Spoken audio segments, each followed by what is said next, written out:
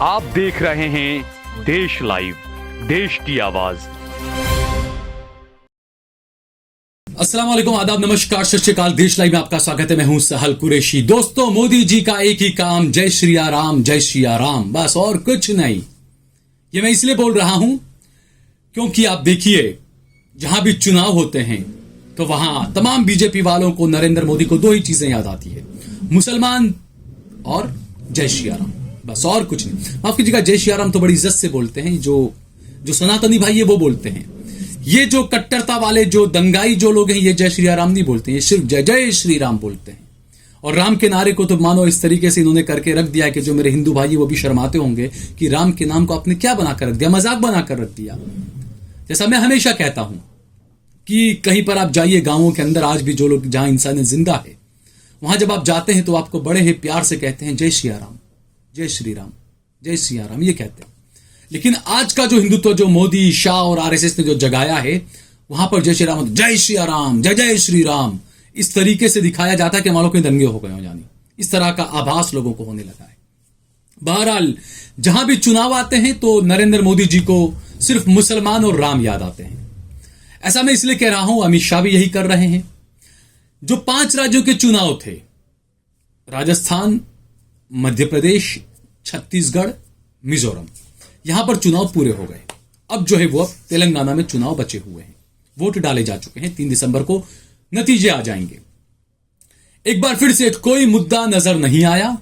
अमित शाह, योगी आदित्यनाथ, तमाम बीजेपी के बड़े बड़े नेता सिर्फ हिंदू मुसलमान कराते हुए नजर आए।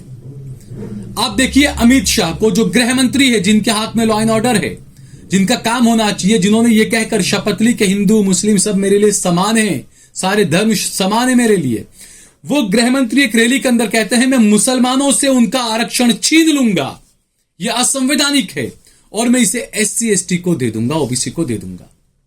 यानी कि जो SC ST जो खुद को हिंदू नहीं मानता है, जो खुद को हिंदू से अलग मानता है, उसको जबरदस्ती हिंदू बनाने की कोशिश की जा रही है। और किस तरीके से कोशिश की जा रही है? मुसलमानों का दुश्मन बनाकर, कि देखिए आपका 4% रिजर्वेशन जो है वो मुसलमानों ने ले रखा है, हम उनसे छीन कर रिजर्वेशन आपको दे देंगे। यहां इसी बयान से आप समझिए कि किस तरीके से हिंदू मुसलमान की नफरत जो है वो चुनाव के रैलियों के अंदर की जा रही है। चुनावों के अंदर किस तरीके से हिंदू मुसलमान का जो एजेंडा है वो बड़े ही शातिराना तरीके से सेट किया जा रहा है। अमित शाह के इस बयान को सुनिए। ने तय किया है कि भारतीय जनता पार्टी की सरकार बनते ही ये 4% मुस्लिम आरक्षण हम समाप्त कर देंगे और ये 4% मुस्लिम आरक्षण का जो सीट बचता है वो ST, OBC और ST में देकर उनको न्याय करने का काम ये भारतीय जनता पार्टी की सरकार करेगी। मुझे बताओ भाई, हैदराबाद विमोचन दिन मनाना चाहिए या नहीं मनाना चाहिए? जोर से बोलो, मनाना चाहिए या नहीं मनाना चाहिए? निजाम के राज से, रजाकारों से तेलंगाना को मुक्ति मिली, इसकी स्मृति रखनी चाहिए या नहीं रखनी चाहिए? ये ओवैसी के डर से। सुना दोस्तों आपने, अमित शाह कह रहे हैं कि जो मुसलमानों को जो 4% आरक्षण मिल रहा है, दिया गया है, तेलंगाना सरकार ने जो दिया है उसे हम खत्म कर देंगे और वो 4% आरक्षण जो है वो हम SC ST और OBC को दे देंगे। यही बयान अमित शाह ने कर्नाटका के चुनाव में भी दिया था। और दिया था क्या, बल्कि उनकी सरकार थी, मुसलमानों का 4% का आरक्षण उन्होंने खत्म कर दिया था और इलेक्शन के अंदर इसको मुद्दा बनाया था कि हमने देखिए 2-2% दे दिया, लिंगायत को सबको दे दिया था। तो अब जो है वो बात हो रही है, अब दलितों को देंगे, SC ST को देंगे।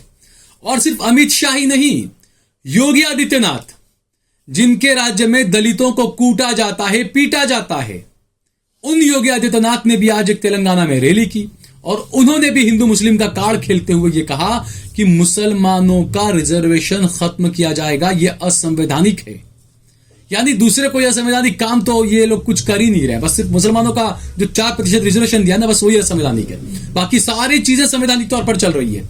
ईडी भी संवैधानिक तौर पर इशारों पर काम कर रही है, सीबीआई भी संवैधानिक तौर पर इशारों पर काम कर रही है। यही कहना चाहते हैं बीजेपी वाले। योगी आदित्यनाथ का ये बयान मैं आपके पास आया आपसे विशेष अपील करने के लिए कि भारतीय जनता पार्टी की गवर्नमेंट तेलंगाना में लेकर के आप आएंगे, ये मुस्लिम आरक्षण समाप्त होगा और ये आरक्षण का लाभ यहां के एससी, एसटी, ओबीसी और यहां के गरीबों को प्राप्त होगा।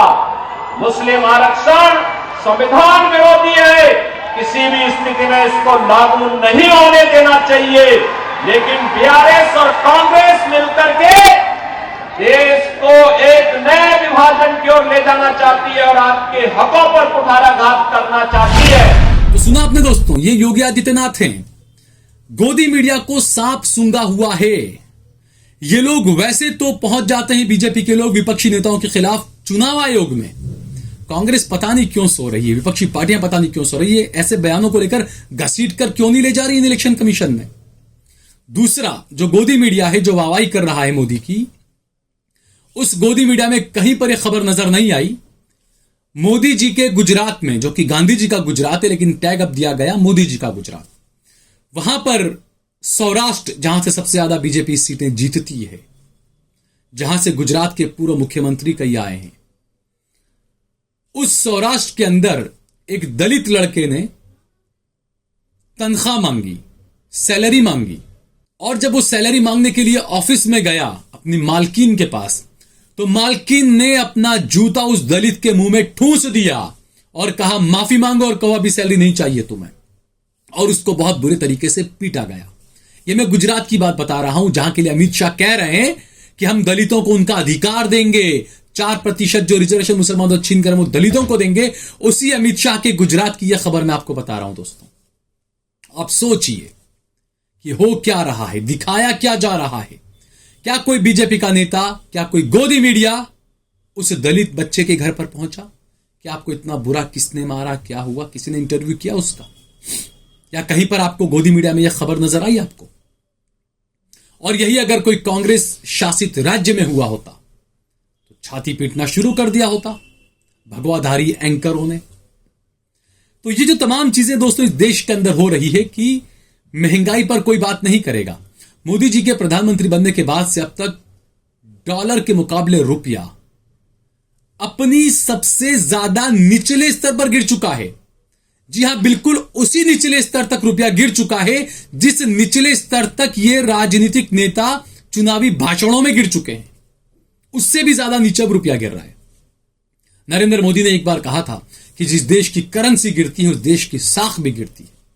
नरेंद्र मोदी ने एक बार कहा था कि हमारे प्रधानमंत्री की उम्र से जो है वो रुपया मुकाबला कर रहा है। तो यहां पर अभी सवाल उठता है, मोदी जी आपकी उम्र कितनी हुई? आपकी उम्र से भी आगे बढ़ गया रुपया, तो आप कुछ नहीं कहेंगे। अर्थव्यवस्था को हर जगह चमकाकर दिखाया जा रहा है, लेकिन जमीनी हकीकत क्या है ये कोई गोदी मीडिया आपको नहीं दिखाएगा। और आप जमीनी हकीकत की बात न कर लें, इसी वजह से आपको यह हिंदू मुसलमान का जहर दिया जा रहा है। इसी वजह से आपको राम मंदिर 22 तारीख को बनकर तैयार हो जाएगा, यह ख्वाब दिखाया जा रहा है। और ख्वाब क्या, बिल्कुल बनकर तैयार हो ही जाएगा। वैसे सुप्रीम कोर्ट ने फैसला दिया, मंदिर बन गया, हो गया काम उनका, लेकिन क्रेडिट लिया जाएगा कि हाँ भाई महाशय ने बनाया मंदिर। देश की जनता को इन सब चीजों को समझना चाहिए, देखना चाहिए कि आखिरकार इस देश के अंदर क्या कुछ हो रहा है, किस तरीके से हो रहा है। इस बारे में हम सभी को ध्यान देना चाहिए। अगर आपको ये वीडियो पसंद आया हो तो इस पर कमेंट करें, इसे लाइक करें, इसे ज्यादा से ज्यादा शेयर करें। अगर आपने हमारा चैनल देश लाइव सब्सक्राइब न किया हो तो हमारे चैनल को जरूर सब्सक्राइब करें।